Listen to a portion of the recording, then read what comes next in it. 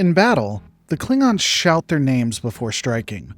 They welcome death with open arms. To them, a good day to die is the best kind of day. But to Earth's most legendary tactician, this is foolishness. All warfare is based on deception, or so Sun Tzu says. The Klingon Empire spans centuries. Their warriors are feared across quadrants. But they fight for honor, not necessarily for victory. What happens when a civilization is driven by glory, but blind to strategy? What if the Klingons read the art of war?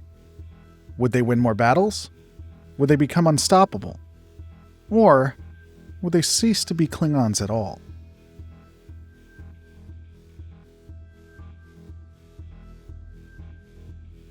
The first lesson in the art of war isn't about weapons, soldiers, or even terrain. It's about lies. According to Sun Tzu, war is won not with strength, but with trickery. Confuse your enemies, mislead them, appear weak when you are strong, and strike where they least expect it. Now let's talk about the Klingons. In Klingon culture, deception is not strategy, it's cowardice. They face their enemies head on. They declare their intentions. They announce their arrival. Even their warships growl with visible pride. Stealth is an afterthought. Where Sun Tzu would say, when without fighting, a Klingon would counter, fight with honor, or don't fight at all. Compare this to the Romulans, masters of subterfuge. Their entire war doctrine could have been lifted straight from Sun Tzu. But the Klingons? They look you in the eye, shout their name, and hope they die in glory. This is more than a tactical gap. It's a cultural one.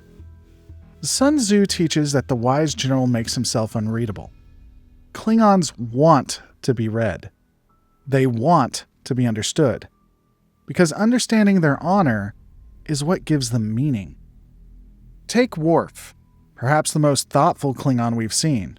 Even he struggles with Starfleet's use of subterfuge. He's uncomfortable with Section 31, hesitant about anything less than direct, honorable combat. When he learns of secret missions, covert surveillance, or moral compromises for strategic gain, he doesn't react with curiosity. He generally reacts with disgust. And yet, time and again, Worf chooses to stay in Starfleet. Why? Because deep down, he knows there's a kind of power and subtlety, one his people have never embraced. The Federation wins battles with science, diplomacy, and deception. Klingons win with blood, but Starfleet is still standing. The Klingon Empire continues to crumble. Worf may not like the Federation's methods, but he respects the results. Now imagine a Klingon fleet that fights silently.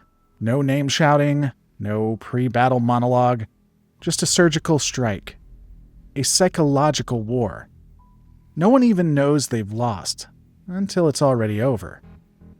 Would that be strength or heresy?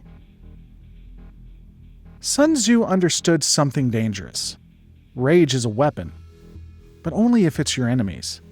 He wrote, "If your opponent is of caloric temper, seek to irritate him." The Klingons are caloric incarnate. They don't just take the bait, they demand it be wrapped in fire. To goad a Klingon into battle is easy. To stop one once he's angry, that's nearly impossible.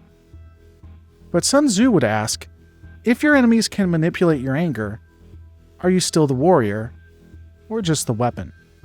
And if you're just a weapon, are you truly in control? Or are you simply being used, again and again, by those who fight smarter than you ever will?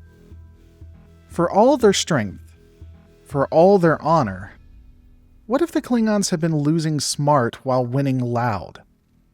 What if the most dangerous Klingon isn't the one who shouts, but the one who listens? Sun Tzu never met a Klingon, but maybe he didn't have to. If you want to know Sun Tzu's opinion on the Klingons, then you'll probably need to come back for the next upload on Saturday. Don't forget to subscribe, rate, comment, and remember, fighting is easy. Thinking is hard.